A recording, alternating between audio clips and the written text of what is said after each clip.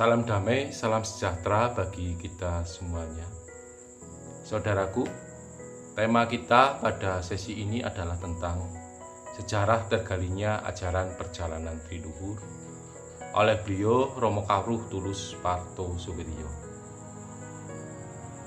Beliau Romo Kawruh Tulus Parto Suwiryo lahir pada tanggal 7 April 1922 dan wafat pada tanggal 20 Maret 1995. Saudaraku, beliau Bapak Tulus Parto Suwiryo atau Romo Kawruh Tulus Parto Suwiryo semenjak masih kecil, kurang lebih berumur 7 tahun, bersama teman-teman sebayanya sudah menyaksikan berbagai macam keajaiban alam.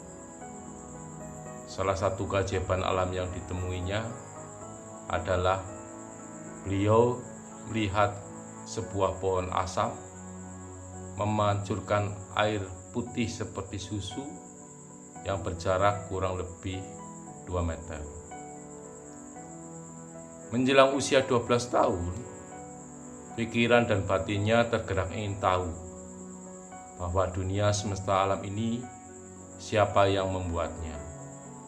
Dan pada waktu itu juga sering mendengar orang berkhotbah dengan menyebut nama Tuhan, menyebut nama Allah, menyebut nama Allah.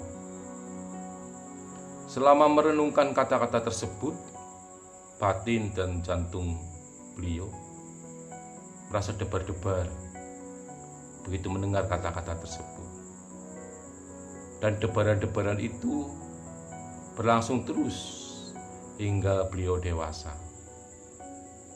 Dan selanjutnya, menginjak usia kurang lebih 16 tahun, jiwa dan pikirannya semakin ingin tahu dan terdorong ingin tahu dan mencari Tuhan itu apa dan di mana Tuhan itu.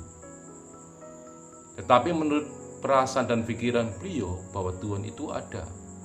Hal ini dibuktikan dengan adanya matahari, bulan, bumi, dan benda-benda angkasa lainnya yang ada di semesta alam ini.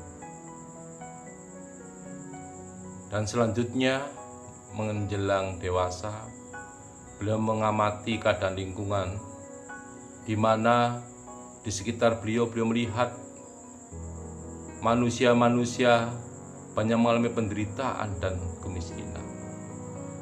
Serta beliau melihat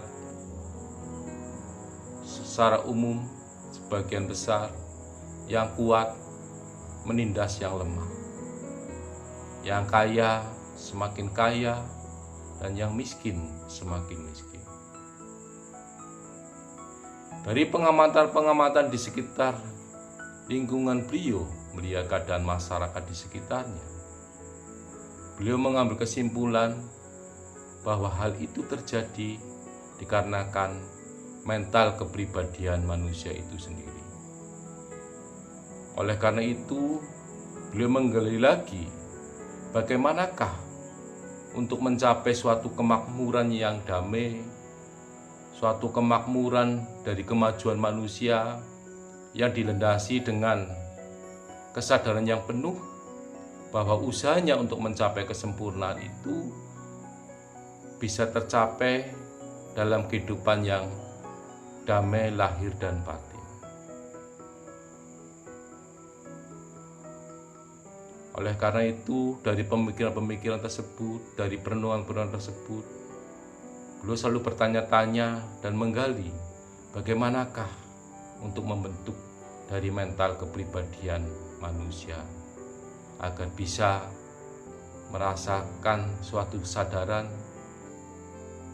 bahwa yang kuat justru yang membantu yang lemah, yang kaya justru membantu yang miskin.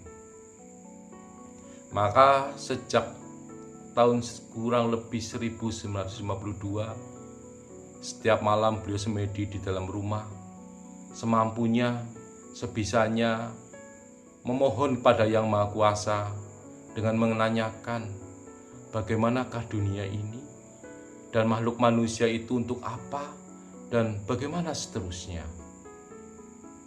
Itu dilakukan terus-menerus. Setiap malam beliau memohon kepada Yang Maha Kuasa dan keyakinan yang penuh bahwa Tuhan itu ada.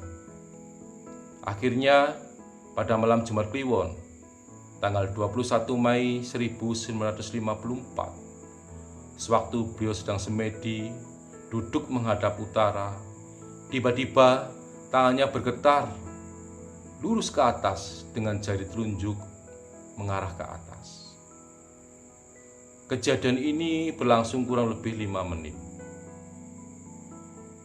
Setelah peristiwa ini dan berlangsung berkali-kali, maka di dalam pikiran dan batin beliau timbul suatu pertanyaan. Siapakah dan dari manakah asal-usul yang menggerakkan tangannya itu datang? Setelah berulang-ulang kali kejadian ini terjadi dan terus-menerus setiap beliau semedi dan menghadap ke utara, maka pada suatu saat dalam batin beliau terdengar suara, "Terusno tekadmu, ojo kuatir, cita-citamu bakal terkabul." Atau dalam bahasa Indonesia yang artinya, teruskan tekadmu, jangan khawatir, cita-citamu akan terkabul. Demikianlah setelah mendengar dan merasa mendapat dorongan dari hati beliau semakin kuat, semakin teguh untuk mencari jawaban apa yang dicari oleh beliau pada waktu itu.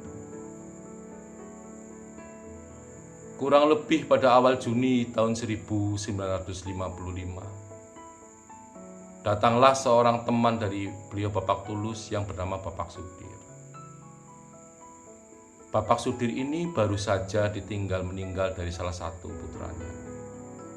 Dan Bapak Sudir belum merasa ikhlas, masih merasa berat hati dengan kepergian anaknya tersebut.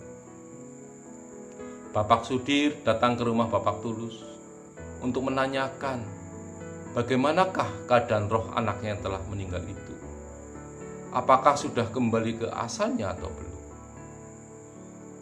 Ini ditanyakan oleh Bapak Sudir kepada beliau Romo Kawruh Tulus Pardowiryo dengan keyakinan Bapak Sudir bahwa beliau Romo Tulus ataupun Bapak Tulus bisa untuk menjawab apa yang menjadi kegelisahan dari Bapak Sudir. Setelah mendengar curahan hati dari Bapak Sudir, beliau Bapak Tulus merasa iba, merasa tersentuh. Maka dengan dasar kasih sayangnya, Bapak Tulus memohon pada Yang Maha Kuasa dan atas kemurahan Tuhan, beliau memberikan penjelasan-penjelasan masalah anaknya dan ajakan kepada manusia untuk kembali ke jalan yang sebenar-benarnya. Penjelasan-penjelasan dari Bapak Tulus ini membangkitkan suatu kesadaran dan keinsafan dari Bapak Sudir, sehingga beliau menjadi lebih memahami, lebih mengerti, sehingga beliau di dalam hati ingin mengikuti jejak-jejak dari Bapak Tulus. Selanjutnya, pada tanggal 16 Juni 1995, Bapak Sudir datang kembali kepada Bapak Tulus dan membawa salah satu temannya bernama Bapak Bilang, dan seterusnya membawa Bapak Kamsi, hingga dari pertemuan dari 1 dan 3 orang ini berlanjut dan terus melakukan penggalian-penggalian tentang ajaran yang digali oleh Bapak Tulus Pardowiryo yang selanjutnya disebut dengan ajaran perjalanan Triluhur. Demikianlah sejarah tentang tergalinya ajaran perjalanan Triluhur. Sekian dan terima kasih.